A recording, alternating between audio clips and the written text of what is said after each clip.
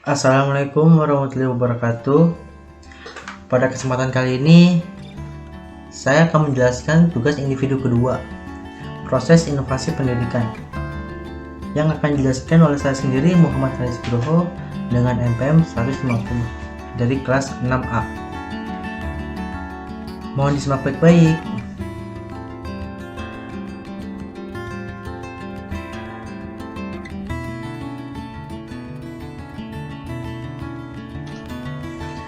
Oke, di sini ada pokok bahasanya. Ada beberapa poin yang akan saya jelaskan di video kali ini. Yang pertama, ada jelaskan pengertian tentang proses keputusan inovasi. Yang kedua, apa saja faktor yang mempengaruhi proses inovasi pendidikan. Yang ketiga, jelaskan mengapa dalam proses keputusan inovasi tidak dapat berlangsung seketika, tetapi harus membutuhkan jangka waktu yang panjang. Yang keempat, sebutkan dan jelaskan ciri pokok keputusan inovasi yang membedakannya dengan tipe keputusan lainnya. Yang kelima, Zaltman, Duncan, dan Holbach tahun 1973 membagi proses inovasi dalam organisasi menjadi dua tahap, yaitu tahap permulaan atau disebut dengan initiation stage dan tahapan implementasi stage. Jelaskan langkah-langkah pada dua tahapan, yaitu tahapan permula dan tahapan implementasi. Oke, kita langsung saja ke pembahasan yang pertama. Jelaskan pengertian tentang proses keputusan inovasi. Proses keputusan inovasi ialah proses yang dilalui atau dialami individu, mulai dari pertama tahu adanya inovasi, kemudian dilanjutkan dengan keputusan setuju terhadap inovasi, penetapan keputusan menerima atau menolak inovasi, implementasi inovasi, dan konfirmasi terhadap keputusan inovasi yang telah diambilnya. Oke, kita lanjut ke pembahasan yang kedua. Apa saja faktor yang mempengaruhi proses inovasi pendidikan? Yang pertama, ada faktor kegiatan belajar mengajar. Kedua, faktor internal dari dalam siswa ataupun eksternal dari orang tuanya. Yang ketiga, sistem pendidikan atau pengelolaan dan pengawasan. Kita lanjut ke pembahasan yang ketiga. Jelaskan mengapa dalam proses keputusan inovasi tidak dapat berlangsung, tetapi harus membutuhkan jangka waktu yang panjang.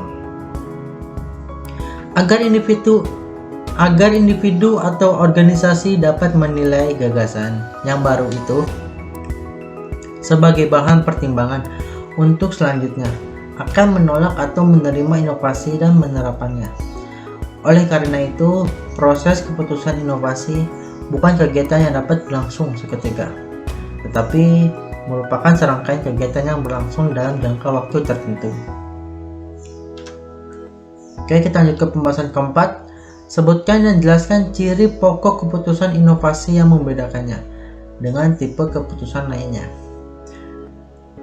Keputusan inovasi opsional, yaitu pemilihan menerima atau menolak inovasi berdasarkan keputusan yang ditentukan oleh individu seseorang secara mandiri tanpa tergantung atau terpengaruh dorongan anggota sistem sosial lainnya. Kita lanjut yang opsi kedua, keputusan inovasi kolektif ialah pemilihan untuk menerima atau menolak inovasi berdasarkan keputusan yang dibuat secara bersama-sama berdasarkan kesepakatan antar anggota sistem sosial. Semua anggota sistem sosial harus mentaati keputusan bersama yang telah dibuatnya.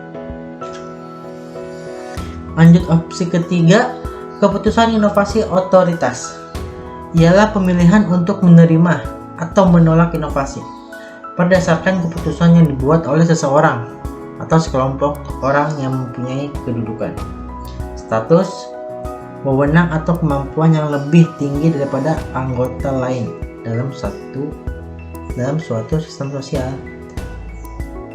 Opsi terakhir atau opsi keempat, keputusan inovasi kontingensi atau kontingen yaitu pemilihan menerima atau menolak suatu inovasi baru dapat dilakukan hanya setelah ada keputusan inovasi yang mendahulunya.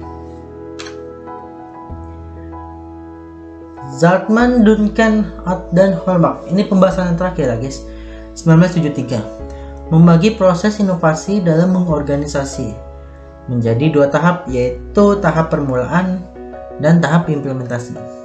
Jelaskan langkah-langkah pada dua tahapan, yaitu tahapan permulaan dan tahapan implementasi. Kita yang tahap pertama dulu ya, tahap permulaan atau initiation stage. Pada poin pertama ada langkah pengetahuan dan kesadaran.